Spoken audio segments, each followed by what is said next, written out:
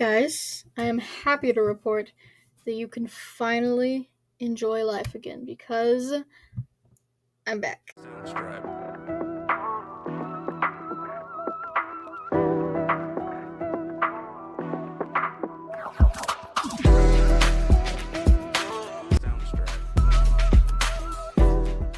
What's up, people? Welcome back to another episode of Stars and Garters. I'm Katie Pettit, and I'm back. Yeah, it's good to be back. I didn't really have a plan for when I was gonna come back after my thing, but I was kind of presented with the perfect opportunity because last week, I went and saw the new Marvel movie, Thunderbolts, and so, that's just a perfect opportunity to just, do a Marvel Monday and get back into it. So, that's what we're gonna do. I'm going to give my review of Thunderbolts, asterisk. Shout out to me for finding the asterisk on my keyboard. That took a long time. But I was looking forward to this movie for so long. I had a very positive reaction to the trailer. If you want to go look at that, I had just high hopes, the highest of hopes, and the TLDR of this episode is we are so freaking back. Just Marvel's back. We're back. So let's just jump right into it.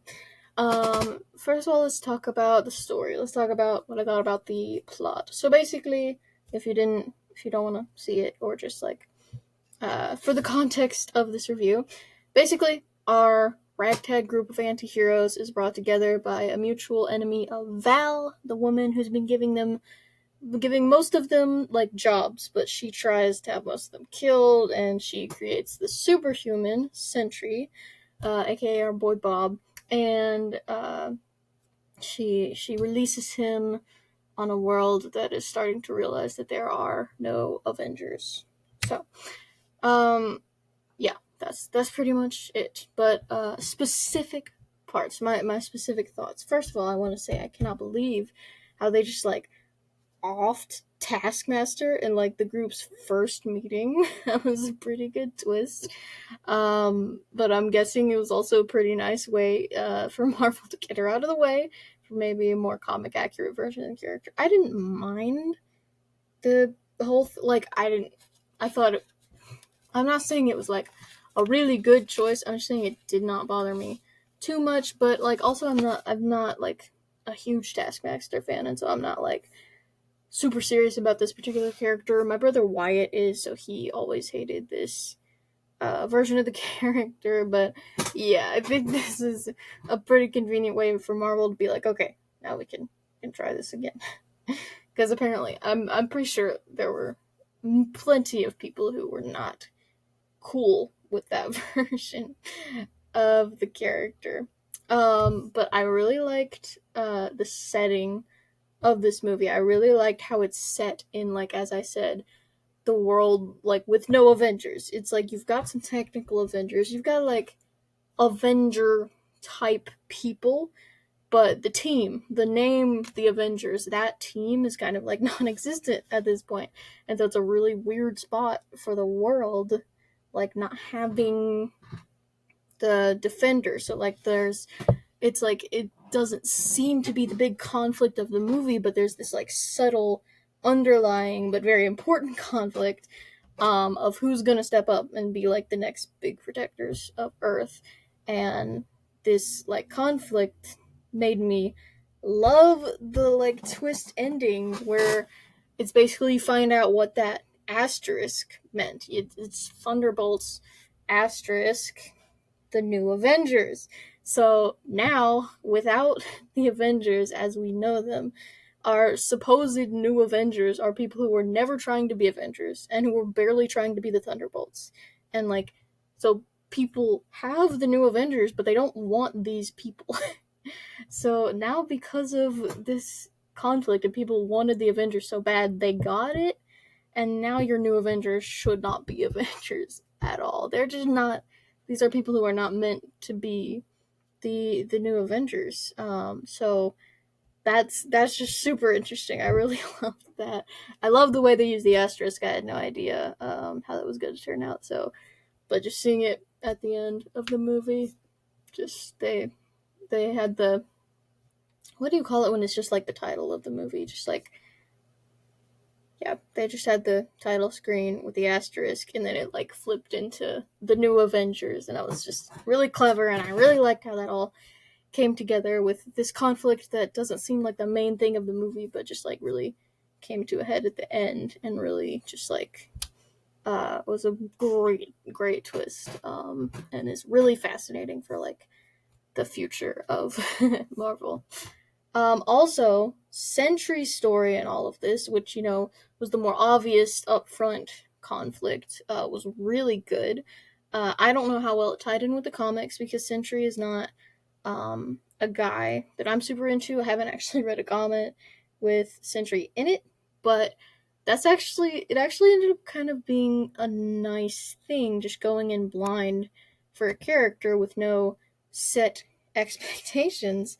It was kind of refreshing. Like, I haven't done that with a character in a while, and so I just kind of got to like how they did the character without thinking, well, this is different in the comics. And it's good to adapt a character well. I'm not saying like I wish I knew nothing about the comics. It's like good to adapt a character well, but it's just a nice new thing that I hadn't really experienced in a minute. I liked how Val, even though like she had obviously less than good intentions, she just wanted to be the person to give Earth their next superhero.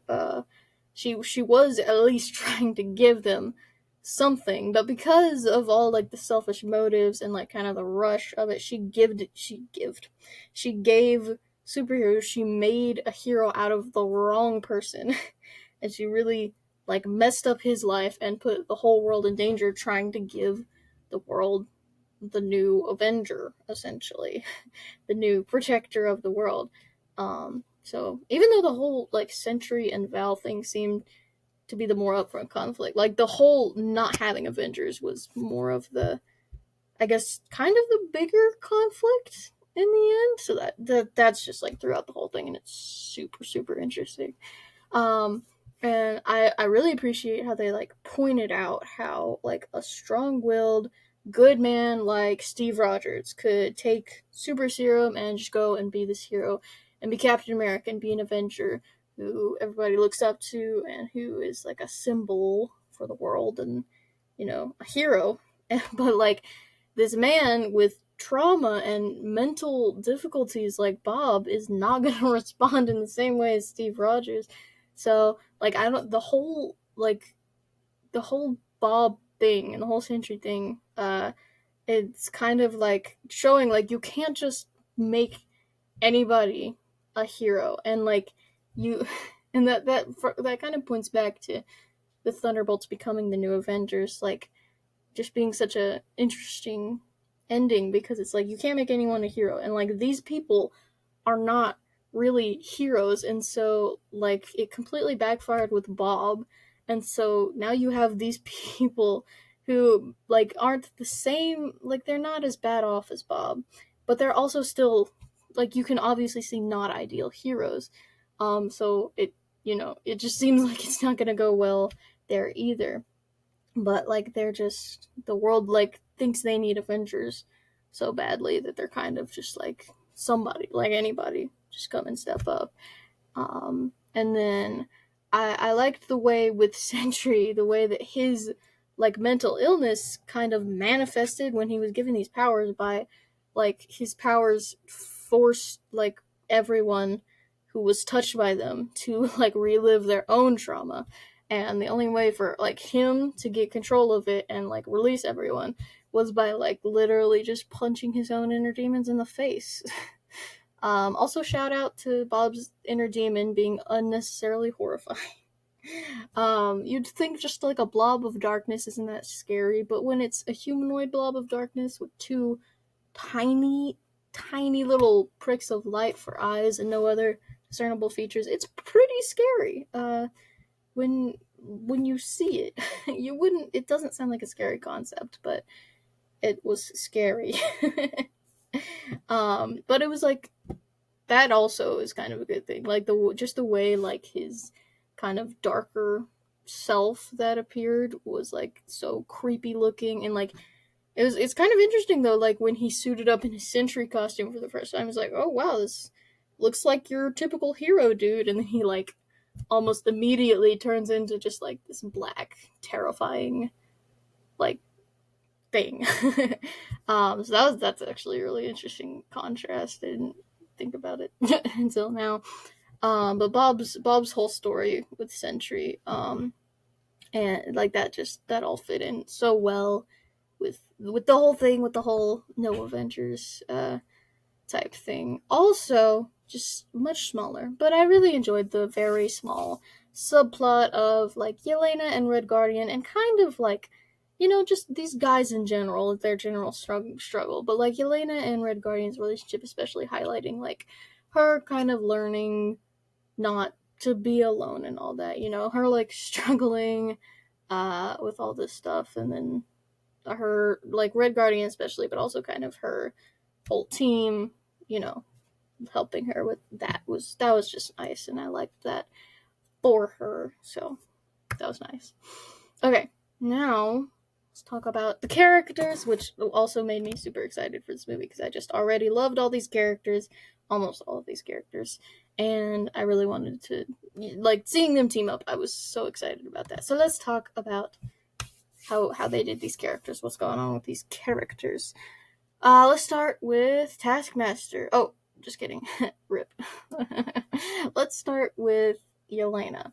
So I loved Yelena since I met her. I've talked about Hawkeye. If you go like, I've reviewed Black Widow and Hawkeye, which are her two main things. And I obviously loved her from Black Widow, but I don't know. Maybe it's biased because I love Hawkeye. Just love that show so much.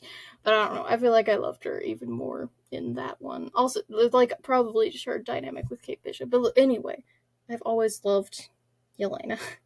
And this movie just kept everything I loved about her. Just like her wit, her coolness, and the whole general just baddie vibe. But like a fun baddie, not like a stoic one. She's just her whole own vibe, and it's great. And they kept that, and they also developed her and how she's dealing with the loneliness, like I was talking about, after losing like kind of the only person she was like really actually close with. And so that was nice, and kind of like becoming closer like to Red Guardian, like I said, was nice, and maybe like just getting more people to like just getting closer to people in general, and having a few more friends. Maybe definitely they did not have many friends vibes, but like getting closer to having friends after being like completely alone for a while was just really nice for her.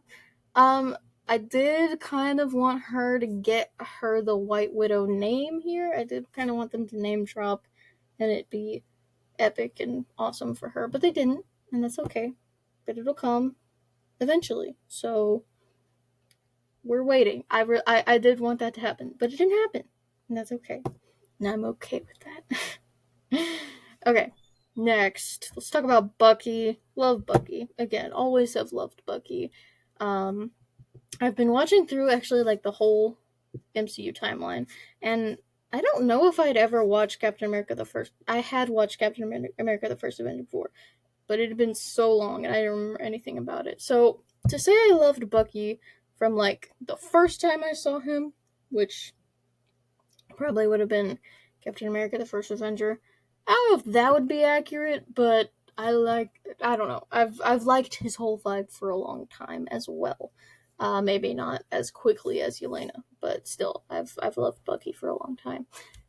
First of all, I think I missed him becoming a congressman. Is that what he was? It was either congressman or senator. I'm pretty sure it wasn't senator though. Was like, cause did that happen in Falcon and the Winter Soldier or the Captain America: Brave New World? Or am I just not an observant person? Because that's entirely possible. But I think I missed that part.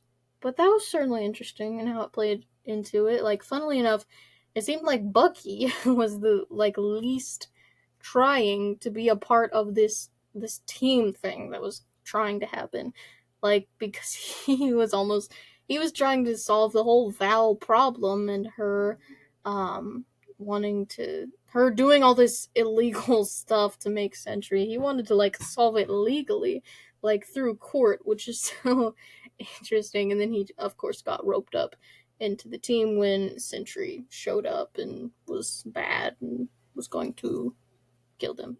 So it I mean, obviously the movie could have been more about Bucky. Anything could be more about Bucky, and it would be great, because Bucky is great. But it was not, and he was there, and he did stuff, and he did Bucky stuff, and it was great, and we love Bucky. So yeah, no complaints there.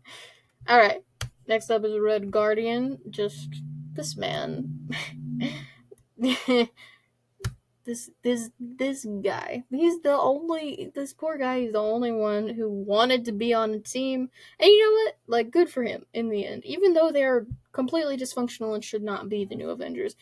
I still say good for Red Guardian, because he really wanted this and he got it. So, you know, like, I'm happy for him, even though this is not going to work at all. Like, he's having his moment, and I'm happy for him. But he did actually have a very interesting dynamic on this, because he's kind of not only like the most person like really wanting to be a team, but he's kind of the most Avenger like person on the squad. He's like this big, super strength, like typical hero. He's super enthusiastic. He wants to be a hero, and he wants to be like the people's hero. He wants to kind of like be in the spotlight and also like save people. And so it's interesting. He's kind of the closest to an Avenger they have on the team, even though he's not. I'm not gonna say he's obviously a useful member. I'm not gonna call him incompetent, but like the other people might be a little bit better at what they do. But also because like the stuff that the other people on the team do is very non-Avenger like stuff. Like they're all assassins and contract killers and stuff like that. So he had a very interesting place on the team, because like he seems like a goofy comedic relief guy, and he is a goofy comedic relief guy, but also he does have this really interesting place where he is now a new Avenger, and he's kind of the only one who wants to or should be there. So that's really interesting. I really like that for him, and he's not even. I wouldn't even say he's like one of my favorite up there kind of characters like Yelena and Bucky. I mean, obviously I liked him because he was funny, but this had a lot of moments for him to kind of be more likable for me, just like as a character, and less as like just, oh, he's a funny guy, you know. So okay, next we'll talk about Ghost. It's been a minute since I've seen Ant-Man and the Wasp. But did they call her Ghost? Does she have the name yet? I didn't know, but I'm gonna call her Ghost. So, I also always liked her, even though she was only in one movie. I really liked her in that one movie, and I was excited to see her get some more screen time, because she's only been in one movie. So I was really excited when she was gonna be in this movie and finally have a little, time. So, the story wasn't really about her. She was one of the main people in the team, obviously, but she kind of took a backseat to some of the other people, but like, she was still there, as she was like there to be cool and have cool powers. Wait. Okay, I was gonna say, is she the only one on the team with powers? She's not. She's definitely not the only one on the team with powers. She's the only one on the team with like more visible powers that aren't just punchy powers. So that's actually interesting. I didn't actually think about that, but she's still there to be cool and have cool powers and contribute to really cool fights. So I'm satisfied. I saw a lot. I got to see a lot more of her, and she said some stuff. She did some things, so I'm happy with that. All right, and then we'll talk about John Walker. So like, we hate John Walker. Like, this is the opposite of Yelena and Bucky. Like, never liked him. He is the worst, and as he is supposed to be. I don't think I'm controversial in saying that. And one of my favorite parts of this movie was seeing everyone bully John Walker. Just like, yay. So obviously he's like, I can see that he's done some growing since Falcon and the Winter Soldier. Like, he's not just the complete murderer of that. I mean, he still does murders, but like, he's not that bad off, I guess. You can see there's been a little bit of growth, but he's still on the lower end of like the moral spectrum, even for this group, I think. And he's still just a jerk as well. Like, very condescending, very overconfident. But like, this time everyone, like his whole team, is calling him out for it. And it was amazing. And I loved it. So, but like, look, I can see him becoming some sort of decent hero, being the US agent and, doing some hero stuff and doing some good stuff. He still will never be any sort of Captain America, so he's, he has his place, but I just liked seeing people be mean to him mostly. So, yeah. Okay, next we'll talk about I guess you don't have a name for his role in the movie, but we'll talk about Bob. Yes, indeed. Not Sentry. His name is Bob, and we love Bob. We don't love Sentry. Sentry was a rough period for Bob. Sentry was just a Bob phase, but we love Bob. But yeah, Bob was great. He was a really nice. He was a really nice character. I really loved like the depiction of somebody who's like mentally struggling and he gets these powers that like are supposed to make it better and supposed to make him a hero, but because he isn't in that right state of mind, it doesn't fix anything. It does the exact opposite. And like his whole thing was just so interesting, like I talked about in the story and the plot part. It was just so interesting, and I really loved that for him. But he's just like a really nice guy. He's like a solid dude, and he's pretty funny too. And he's also just like going through a lot mentally, and you can just like see it in like everything he says, and it's so interesting, and I really loved that about him. Um, and I think this was a really good way for Marvel to get us interested in a new character, because I know that's tough sometimes, and I think this is how it's done. Like a new character for the MCU, obviously Sentry's not a new character, so people who were waiting for Sentry obviously didn't need any help with that. But for people who were not, like, this is a really good way to get us interested in the character. I think they just wrote him really well, and it was all done really well. So, I think people will not get like bored of Bob like they do sometimes with new characters. Okay. And then basically the villain of the movie, we will talk about Val. She's still annoying. Like, I'm not saying like as a character, like the writing. I'm not saying she's like a badly done character. She's just annoying, and like, in a way where you could tell like everything she does is like almost charismatic, but it's like it's just like she's up to something, and she's still exactly that way. But I'm just wondering, like, how long has it been since we had a non-superpowered villain? That could be a dumb question. But I don't know. That's just like not a usual thing. They usually have some sort of power, so there can be a big hero versus villain fight in the end. And that is not really what happened, because Val is not a supervillain. She's just like a shady chick.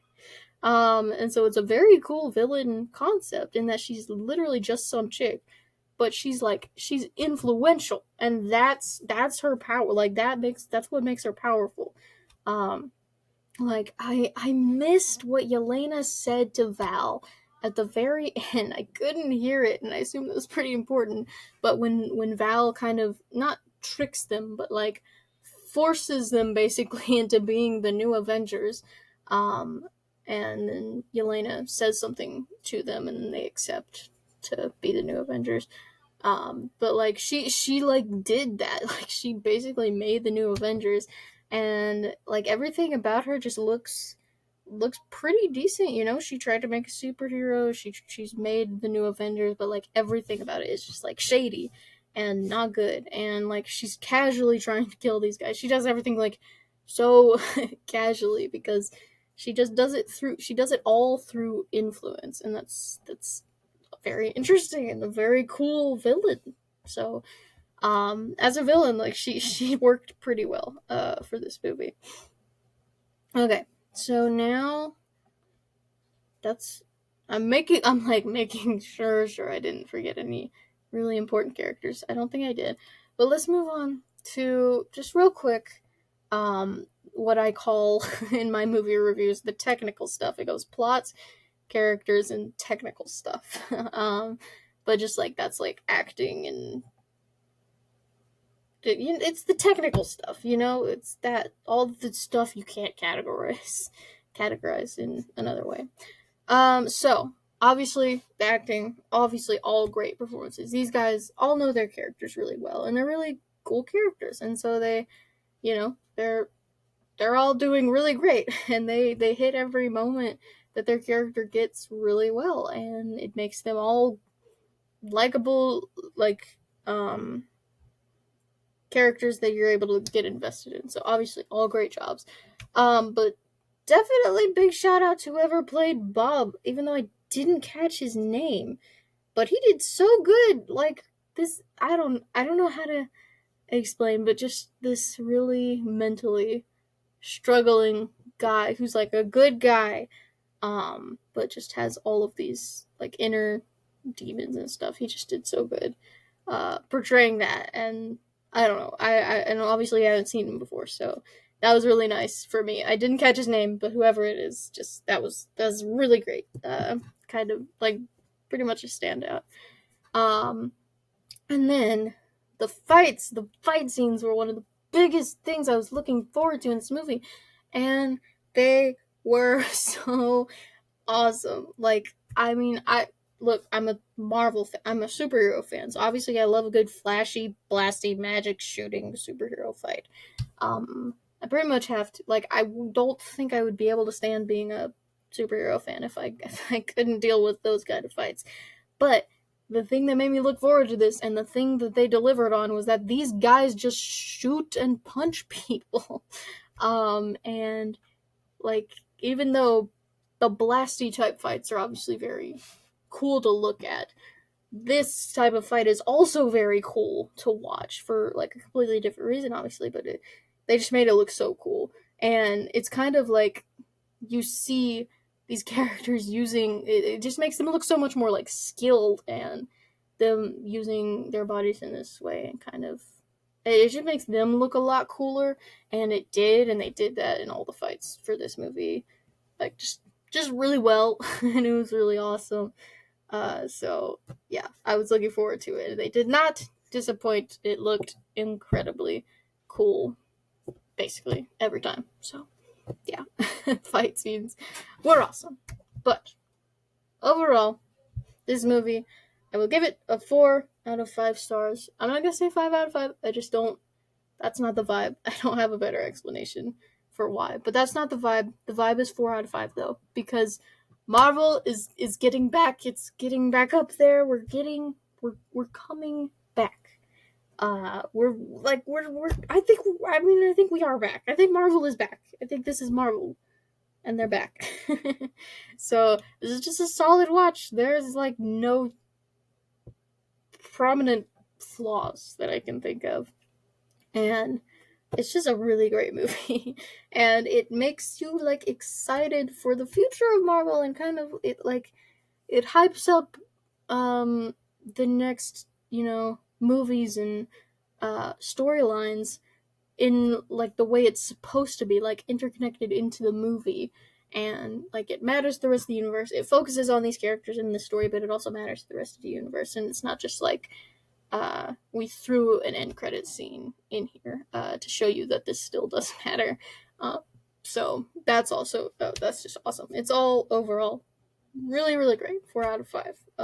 Really enjoyed it, and I would recommend that you go and see it, even though I spoiled everything. But if you haven't seen it, still go see it. It's a really great movie, and I loved it. So that's it for my review of the Thunderbolts. So yeah, this was a good episode to do. I'm glad this was my first episode back in a while. And hopefully I'll be able to be consistent and make more episodes. So yeah, I will see you guys next time. Make sure to like and share and subscribe and follow and comment. Comment. That's important. You should do that. And I'll see you guys next time. Bye bye.